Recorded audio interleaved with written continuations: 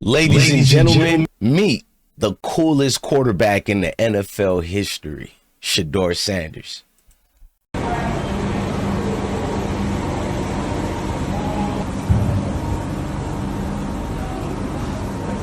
sideline. He actually came over. They removed the wristband with the play calls in there, and they. Yup. Again, Sanders in trouble, able to get free. Sanders now on the run. Shedeur Sanders. Shedeur is legendary. Sanders chased and throws that one away. In the area. Wide receivers can't read coverage. Mike Tomlin, he's not played. I mean, what other quarterback can evade the blitz and still get the completion? Yup. In the pocket, the courage in the pocket, right? I mean, that's Andrew Billings coming right at him. He's got him all. And again.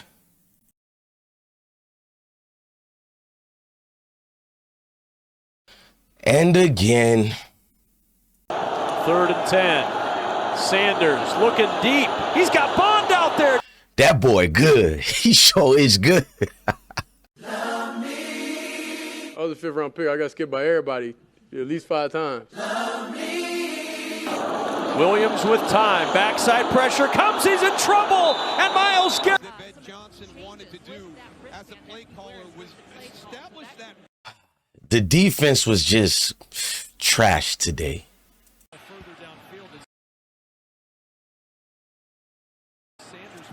Stefanski stinks. We have to be better. Put every burger in a 5-yard box. Probably the area where I've been most impressed. Just get rid of Coach Kevin's play calling. Pocket this time wide of Fannin. Incomplete. Come on, Luki. Shedeur. Oh, yeah, 12. Let's go, man. Let's go, man. We've been practicing it. Hey, it's our moment. It's season. Baby. Hey, 1 on me. 1 on 3. 1, 2, 3. 1. Hey, 12.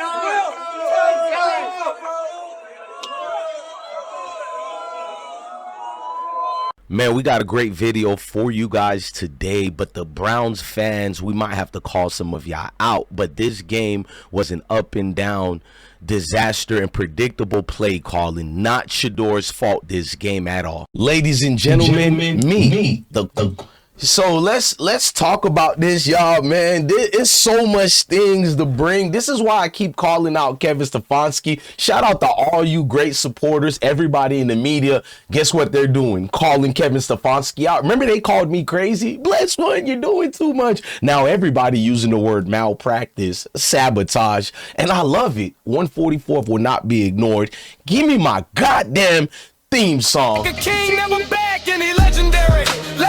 Shedeur Sanders came from the bottom, now he lighting up the scandals. Prime time raised him, gave the boy swagger. Now he run the league and the Fells new master. Legendary, he the chosen. Before he saw spirit in his soul, he golden. Face of the league, all the fans stay frozen. Shedeur Sanders, yeah, the prophecy open. Coach like a king never back, and he Prophecy is open. Ladies and gentlemen, salute to the YouTube family. Chicago Bears versus the Cleveland Browns. Now, this game was one that we could behold for the moment, one that we could look at and understand what's going on with it. But I need you guys to see the circumstances surrounded around the Cleveland Browns. And it's just a lot of BS, ladies and gentlemen. Go ahead, smash that like button right now. Let's talk about Shedeur Sanders' 4th NFL start against the Chicago Bears, because what we witnessed wasn't just a loss. It was yet another example of how dysfunctional the Cleveland Browns organization really is. Chicago jumped out early, 7-0, then 14-0 in the first quarter. I already said, I believe in Shedeur Sanders, but I'm sorry, I do not believe in the Cleveland Browns. Let me do my little, you feel me, camera on paid in full right quick. You know, we got to look fresh, because I can't be putting my head down because the Cleveland Browns lost. That's not my team. That's your your failed organization, Cleveland, and they really are. So let's talk about it. And once again, the Cleveland Browns defense did not show up. So here's the question nobody wants to ask out loud. Why does this Brown defense suddenly look lost whenever Shedeur Sanders is the starter? I'm just being real. They were so productive for Dylan Gabriel, but the opposite is happening now. Like I told you guys, I'm getting all the receipts. All the DMs are coming at me. A lot of those Browns locker room players, they do not like Shedeur Sanders. Thank God I know that Shedeur Sanders know this already. So I don't care about what any of you trolls in the comments like to say, because anytime you guys say I'm wrong, then all your favorite YouTubers and your favorite analysts on TV all start saying what I've been saying for years. So I don't care. Spare me your feelings, because at the end of the day, this isn't new. This is a pattern that has been forming, and I've been exposing it for how long now?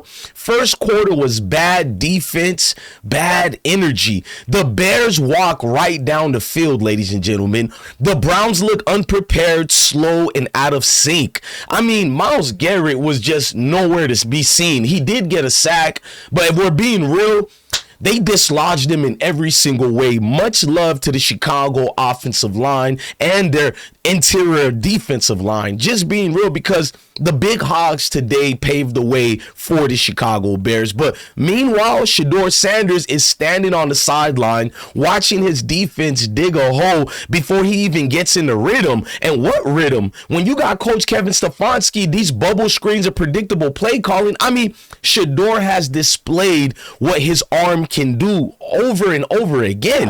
3rd and 10. Sanders looking deep. He's got Bond out there. 3rd and 10. I mean, what are we looking at right there? So what do you call that when Shedeur throws a pass like that? Do you dismiss it as it's nothing in particular to be seen as a next Joe Montana or X, Y, and Z? No, it is a glimpse of what Shedeur could be. He can be another Joe Montana, but this bum coach refuses to package a proper play calling around his playmaker. Even Tommy Reeves has to go, because when I look at Shedeur and I see this. 2nd and 8, Bears bring pressure. Sanders throwing, looking for Bond, over the middle, drop. 2nd and 8, Bears bring pressure. I mean, that's a completed pass while the blitz is rushing him. He has no time to throw, but they say Shedeur Sanders holds the ball too long. He takes sacks too much. This dude barely has 1 second to drop back before he's blitzed and rushed.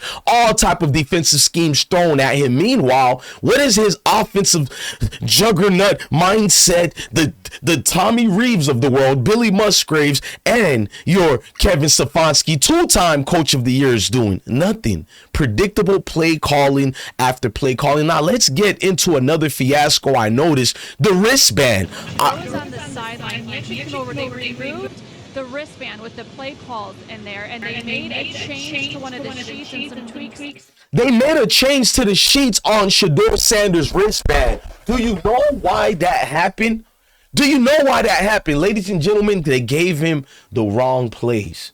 No ifs and buts about it. They gave Shedeur the wrong plays purposely, deliberately, and they noticed the fiasco. Actually, Shedeur paid attention. Like, this isn't what I practice during practice. Even the schemes of things. And I got so much people who are in the NFL ring of things and atmosphere who are hitting me up. Bless, did you notice the miscues started early? And I'm like, yes. What do you guys mean you have to change his wristband? You've been preparing all week. So he's all of a sudden not prepared today. No, that's on your coaches. They're the ones who give you these wristbands. So what are you racists are going to say now? Shedeur wasn't prepared?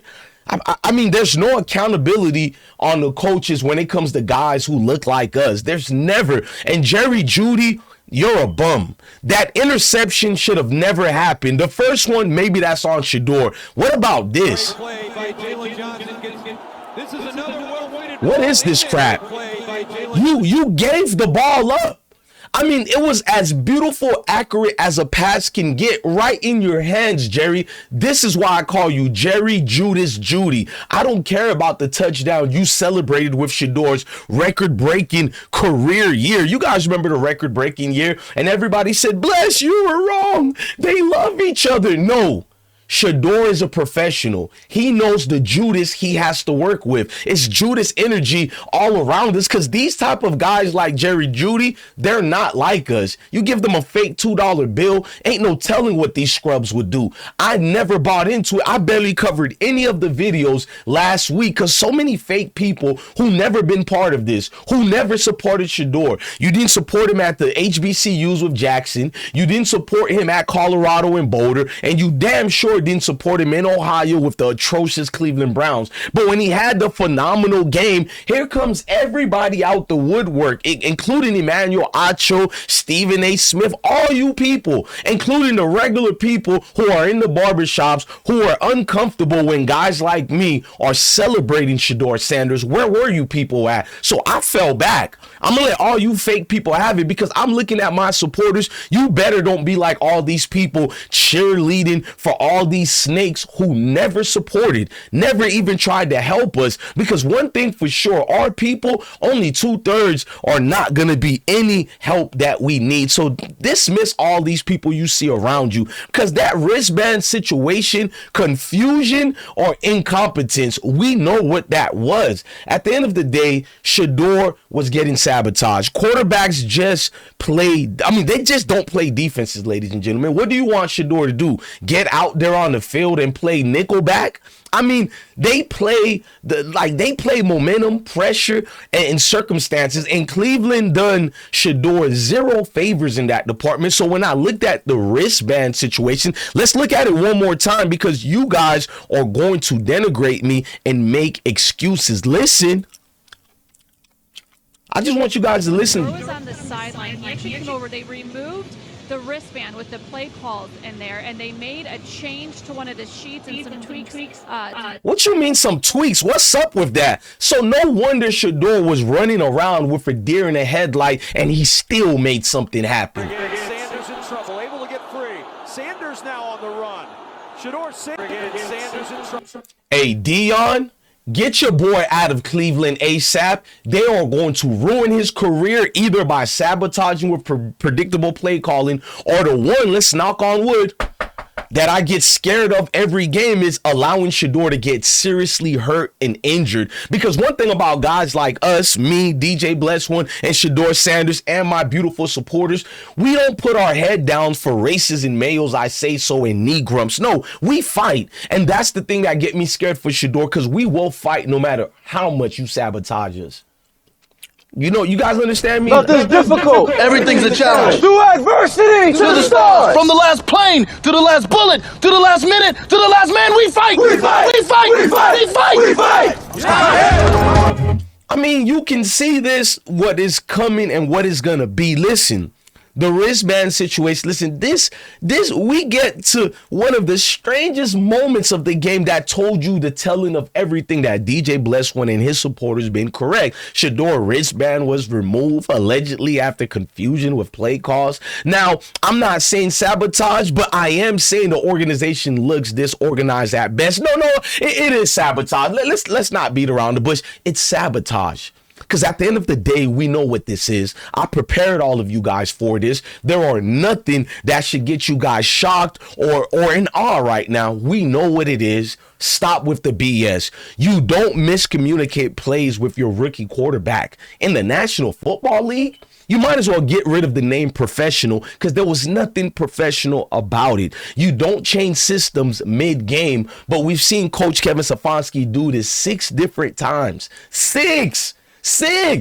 This is Coach of the Year 2 times, changing a system mid-game 2 different times, 6 different times. This is not adjusting. It's not getting acclimated. No, it's not. You should have the plays already to adjust and get acclimated. That told you everything you need to know. And you definitely don't create chaos after Shedeur just came off a record-breaking performance last week. That's coaching malpractice, not player failure. And announcers in media tone, let's be honest, as this game went on, the tone from the announcers shifted. Every incomplete pass, extra excitement when he had an incomplete, every sack, like the extra emphasis. These guys are playing the race game. They're not playing the football game. Pay attention to it and tell me if I'm lying. I expose everything and I watch every little details. I'm not messy, but you goddamn better know I'm petty. And let's call it what it is. Many fans like me notice it, and my supporters. Certain media voices get louder when Shedeur struggles. It just is what it is. They get louder and louder. We see these raccoons everywhere we go. He was really like so bad that I hope we can just kind of drop this. Like, we're still here digging up crap about some 5th round rookie quarterback who's never played well in the NFL. Like, can we just move on from this? It's getting really pathetic and sad, and that's what I say about that. Like, if you're that's what I gotta say about that. It's getting real pathetic and sad. No, you're sad, sir. This is why your woman isn't thrilled or fulfilled. But anyway, that's neither here or there. But let's call it what it is. This is not a conspiracy, because when you have evidence that my channel has become nothing but evidence for an actual lawsuit against the NFL and all the cohorts like ESPN and Fox Sports who protect the NFL shield. That's not a conspiracy. That's a pattern fans have noticed across the league. And it's something Caleb Williams went through as well. Let's talk about Caleb Williams and everything he had to go through, even after being the #1 pick. Caleb Williams has been dissected, nitpicked, and his sexuality questioned and doubted relentlessly every single chance he had in the NFL until he started winning. Sound familiar? They don't do it to the other Mayo quarterbacks. When it's us, we're no good. We have to win every single game, and every single throw has to be Joe Montana worthy. You guys understand me? Black quarterbacks are often treated differently. They're not allowed to struggle, not allowed to grow, not allowed to lose the way others are losing. But Caleb proved the critics wrong, and Shedeur is doing the same thing. Even in losing efforts, I was proud to watch my two beautiful melanated brothers on that field debunk and disrupt all the false narratives you guys been throwing on us for how much decades now? And it's going to continue. This is why us fathers, we have to be there for our kids, and we're already there for our kids. We have to teach them the truth about these groups of people so our kids don't lose their minds when they get attacked by one of these Mayo failures or these step-and-fetching Negroes. Second quarter was the same problem. The second quarter kickoff, same story at first. Chicago offense moved the ball with ease. Caleb Williams picked apart the Browns secondary with calm and accurate throws. The only reason Cleveland stayed alive was because of Myles Garrett. One of his slow games, but if we're being real, I'm gonna give Myles Garrett his props. Myles Garrett recorded his 8th straight game with a sack, including a huge red zone stoppage that forced a field goal instead of a touchdown by the Chicago Bears. That sack mattered because without it, this game would have been ugly early, but it still got early because of the situation you got to deal with. Guys, listen to me. We're up a terrible fight we have to deal with a team such as this. Ladies and gentlemen, this is the worst ineptitude of a so-called professional team. Shedeur Sanders' arm talent cannot be denied. I mean, just watching these throws it was just beautiful, man. 3rd and 10. I mean, look at it. Sanders looking deep. He's got Bond up. I mean, what do you want me to say? Guys don't like me giving Shedeur his props, but the kid is great, man. He's phenomenal. 2nd and 8. Bears break pressure. Sanders throwing, looking for Bond. Over the middle. Drop. I mean, what you want me to say? He's good. Like, I know you guys don't like us, but you cannot deny legendary greatness. A 42-yard completion down the field, perfect ball placement, great timing, perfect timing. You know what I mean? And in that moment, it became clear and evident Shedeur Sanders is by far too good for how bad this organization is. They don't deserve him. And you Brown fans do not deserve Shedeur Sanders. The Browns receivers continue to drop passes. I mean, it's atrocious. The offensive line continues to commit holding penalties. I mean, they're supposed to be professional. Is this Pop Warner level football? The protection just continues to collapse no matter what. I mean, no motivation is going to help this offensive line. You got to get rid of everybody. You got to clean house. It's almost unbelievable how consistently awful Cleveland find ways to hurt itself. Third quarter, the locker room was lost. I mean, lost locker room all the way. Third quarter starts and nothing changes. Same predictable bubble screen play calling, same lack of adjustments, same negative, bad, awful energy. At this point, it's fair to say Coach Kevin Stefanski has lost the locker room, because teams that believe in teams don't come out flat after halftime, especially when they're desperate. And desperation is the identity of the Cleveland Browns. The red zone moment. Then comes another big throw. Shedeur, you know, he drops a 40-yard bomb that we thought was beautiful, and we thought we're getting ready in the red zone. Cleveland is preparing, and the momentum is going high and high, and then Jerry Judy drops the perfect placeable catch, and he basically hands the ball to the defender. The defensive back got delivered a free interception. That's not on Shedeur. That's on execution by the receiver. At some point, trust matters, and right now, Shedeur Sanders cannot trust his receiver, cannot trust his organization, cannot trust the front office, cannot trust none of his coaching staff, definitely not his teammates in that goddamn locker room. Now, my final take of all this atrocious mess. Let's be clear. Let's be absolutely clear. This loss is not on Shedeur Sanders. It's on a defense that didn't show up, an offensive line that can't protect.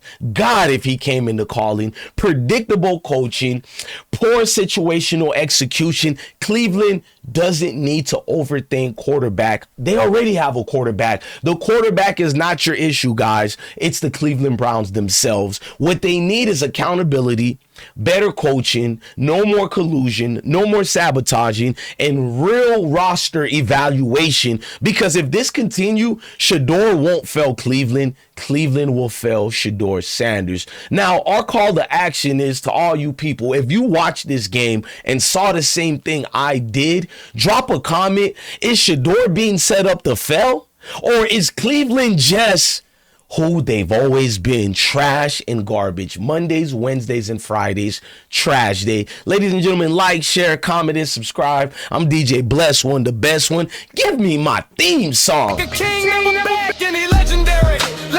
Shedeur Sanders came from the bottom, now he lighting up the scandals. Prime time raised him, gave the boy